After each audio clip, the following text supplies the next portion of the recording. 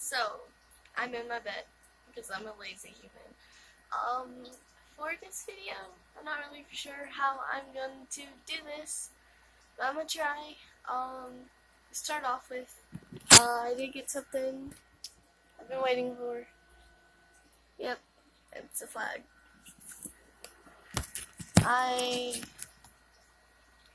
don't regret it at all. Thank you. I don't want your hate. You can keep that to yourself. So now the angle's pretty weird. I'm actually doing this at a decent time. It's 12 p.m. And no, I have not been asleep since yesterday. So I guess you can tell from this title, this is going to be kind of a weird video, I suppose you can say. So, obviously, like everyone really is, I was born with asthma. Over the years, for most people, it gets better, but for me, it just gets worse. Yay, I'm a special child. So to start off with, my asthma is nowhere near controlled. We have tried very many different prescriptions to control it, and it didn't work. And then the Rona hit us, and prescriptions just kind of got all weird, and I didn't end up getting to try the new prescription. So right now all I have is a rescue inhaler and a breathing treatment, so yay. So, to start off with, I guess, I can't do very many physical activities. I can, like, walk, but I can't walk for very long distances, especially in the heat. Right now, where I live, it's very hot. I'm not allowed outside to do any physical activities over 80 degrees because I could have an asthma attack. I can't really run, I can't do much of anything. I mean, I could run for a few seconds, but I'll be like super out of breath and I might actually need to get the rescue inhaler. I also, if I like talk too long, I get super out of breath, so I can't really talk super fast or super long, because if I do, I'll get out of breath, especially without pauses. I guess you can say I have, like, worse, allergies than most people. I actually have to take allergy, and it also helps with my asthma. So allergies trigger my asthma, so that's fun. Yay. I get this question a lot, but swimming, it does, cause me asthma if I swim super long. Like, if it's like a super short distance, it's not, but if it's like,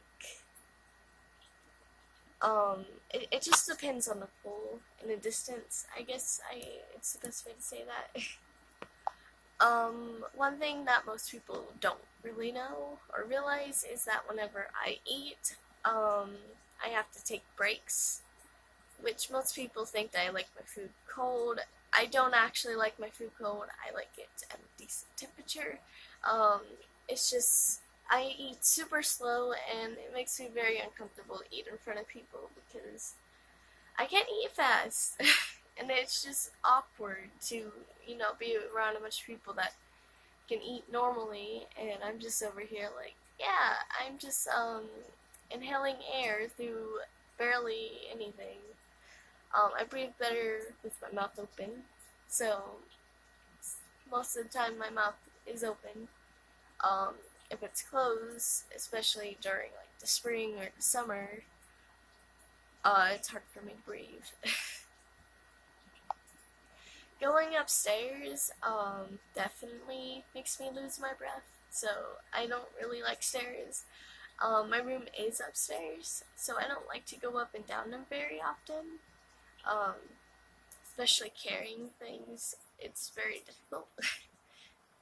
Speaking of that, I can't actually carry a lot of weight. If I carry a crap ton of weight, it could be like 20 pounds or even my dog for a long time. It makes me super out of breath. I'm not really for sure why that is. I mean, don't get me wrong, I'm pretty strong. I could pick a lot up and I could pull a lot and push, I guess. But it makes me super out of breath. Like, I can run super fast too, but you know, is it worth showing off, or would I rather have an asthma attack and die? Because I'm gonna get a little bit of both if I run. So, for the asthma treatment, I usually take it whenever I feel super out of breath. I do have like mini asthma attacks here and there, randomly. I could be literally just sitting, I could be sleeping and wake up and have one. It can literally be at any moment in my life. So I have to take the breathing treatment whenever I feel super out of breath. And I also have this thing called a whooping cough. It's not contagious. Most people think I'm sick whenever I have it. I do get it very often, but it hurts my throat a little bit. Yeah, it's not very nice. Sometimes I cough some stuff up. It's very gross. Uh, so that's fun. So I have to take a asthma treatment until that goes away. And I have to take it every 4 hours as needed. So whenever I'm coughing like that, I have to do that every 4 hours. Which means at most, I'll get 4 hours of sleep. If I can sleep. Because I have insomnia too. But that's another story. One thing that mainly concerns me about, like, me sleeping is that I do snore. And that's only because of my asthma, or I'm assuming it is. It concerns me because whenever I was in the hospital, I was like about 9 or something. I was in 3rd grade. Don't mind the AC. I was in 3rd grade and I got hospitalized. I had insomnia, I think, or ammonia. I don't remember. Whichever one is worse, I'm very dumb if you can't tell. I don't even know what I had. Anyway, I had that, and during that time, I did stop breathing for a few seconds in my sleep. And it still concerns me because I'm scared that I'm gonna die in my sleep or stop breathing in my sleep. And it's just very scary to me. Unfortunately, I am allergic to anything that has fur, simply because I have it. It makes me super sad. But I have 2 mice, a rat, and a dog. The asthma specialist considers us to get rid of all animals with fur, but it's just, you know, I'm such a weak human. I have such a freaking little animal heart. Like, I just love animals too much, and once I have them, I don't want to get rid of them. I don't want to ruin their life. Like, for all I know, the person I give it to could just, like, take it and abuse it horribly, and I don't want that for my animals. I am allergic to dust or anything like that. It makes me very sneezy, so that's fun. It's I have to clean my room constantly because if there gets too much dust built up on like my floor or on my ceiling fan or anywhere, I get super sneezy, and sometimes I get sneezy. It's kind of hard to breathe. Most think it's weird that I have to constantly clean my room. I have to clean it up to like 3 or 4 times a day. So that's fun. I've asked for carpet, but my father won't do it. I have wood floors and if you have wood floors, you know that they build up with dust and other stuff like that. So it's fun. I came to realization that most of you guys probably don't have a clue what the breathing treatment is. So I'll go and get it and show you. So, yay. So, this is what it looks like. Yeah, some of them have masks, but, this is clearly not a mask. This is the mouthpiece right here. Take it on and off to clean it, obviously. And this piece, it's not really necessary, but it's, just on there to, keep the air or whatever from going in your face. It extends. Lovely sound, I know. So this tube pushes air through it. And this is the machine. Right here is where the air comes in and out from. I can't, like whenever I do this, nothing can be covering this or else it won't work. It comes up in the front too, and the sides. Obviously, it's on and off switch if you've never seen that. It is electronic, you have to plug it in. It's very awkward to do around people because like it's very loud and it takes a minute for it to do, so I don't really like doing it around people at all. The only person I really ever done it in front of is probably my parents, one of my parents' friends, and a few doctors and nurses. So, no. Yeah, very fun. I have to put my mouth on here, can't put my tongue or anything in there.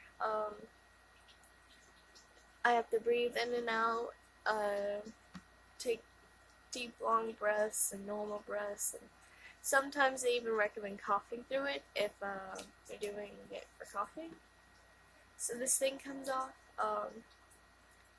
This thing also comes out. It's a bit difficult to clean the tube. So, yeah, it's very difficult to clean. It's not fun to clean at all. But I have to clean it every time after I use it. Every single time. Even if I'm using it every 4 hours. I have to clean it every 4 hours after it. So these are one of the tubes. It's albuterol, which is also what my rescue inhaler is. The difference between a rescue inhaler and this one does more stuff, I guess. That one is just like, I can't breathe, I need this now, and this is to like help me breathe better for a longer period of time than the rescue inhaler. So I take the top of this off and I put it in here, squeeze it. It does have side effects. It makes me very shaky, like quite shaky. It's not fun at all. It has kind of a weird taste. I don't know how to describe it. It's kind of salty. It's like very difficult to explain. Like you've had to like try it to understand it. Also, this thing does work through vibrations, so it's gonna vibrate the entire thing that you put it on. Which usually I sit at my desk and put this on my bed because it's really annoying whenever it vibrates on the desk. It does get pretty hot when it's on for a while. Kind of warm. It's like an Xbox almost, if you know what I mean. Just to demonstrate how like loud it is, I'm gonna go ahead and turn it on. So here's the moment. Lovely. Yeah, imagine having to hear that for like 5 to 10 minutes, depending on how much is in there. It is very loud. I have to turn my TV like all the way to 100, and I still can barely hear it. That's how loud it is. So I can't really watch anything that I actually want to pay attention to whenever I do it, and I can't really do much of anything because I can't move. I have to sit up straight, freaking straight as I can, and do that. So, yeah. So to sum it all up, basically, all the asthma really does for me is give me 100 allergies, make it difficult for me to eat, make it difficult to breathe out my nose, have random attacks whenever my body feels like it, and make me want to die because I can't do any sports. I love doing sports, but I can't do it if my body's gonna just quit on me. One thing that troubles me about it is most people don't understand that I can't physically do these things. Most are like, oh, well, my kid has asthma and they can run perfectly fine. Well, in my case, that's not true. All asthma cases are very different. Like, one kid can run, but they might not be able to jump. And one kid may be able to play football and not be able to swim. It's very different depending on the kid. In my case, a lot of things I can't do at all. I can't even go on very long walks. At all. Like, once it hits over 15, I'm gonna need a break. And some kids are able to eat perfectly fine and breathe through their nose perfectly fine. In my case, I have more issues breathing through my nose, and it's just easier to breathe through my mouth. And I can't eat very fast, and I can't talk very long or fast. So, yay. I have had a few gym teachers be like, you know, you can still run, this kid has asthma. I'm like, I can't do it. Oh, Facebook, hi. Ignore that. So, yeah, my mother even didn't believe me when the doctor literally said to her face, that I can't do these activities. Paperwork, I gave the paperwork to the gym teacher, and she still made me do all that stuff. I can't do that stuff, especially when it's hot. It's very, very hot. In 7th through 8th grade, we had to go outside for gym, and sometimes it was like 86 degrees outside, and I had to sit in the shade, and the teacher's like, what are you doing? Stop that. I'm like, first of all, I have red hair. Second of all, I get sunburnt easily. Third of all, I can't breathe in heat. It's very difficult to breathe in heat for me. So, yay. Anyway, I guess I covered some of it. I might do more of this later. If you like this, I guess like it. And if you want to hear any other stories, just like comment. Anything specific that you want me to do, and comment it too. So, thanks for watching. Bye.